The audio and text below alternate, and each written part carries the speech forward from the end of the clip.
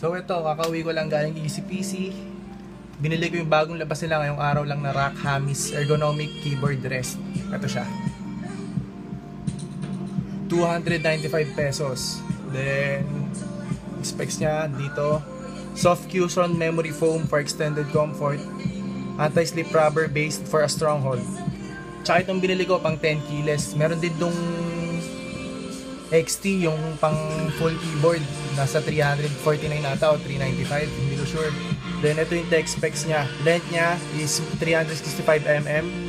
Yan. Then yung width is 2.75 inches, which is 70 mm.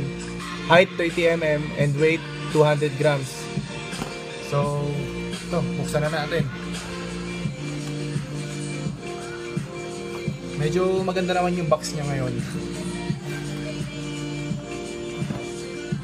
Then ito na itsura niya. Leather foam na maganda. Then may rock logo sa pinakagitna. Tapos yung likod niya, ito, anti-slip rubber.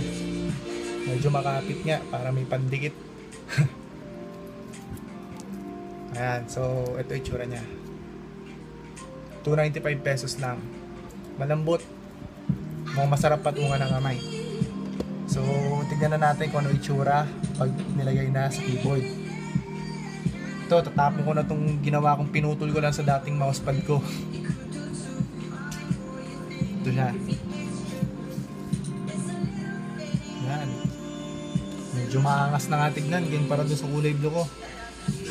Itong keyboard ko, rock din.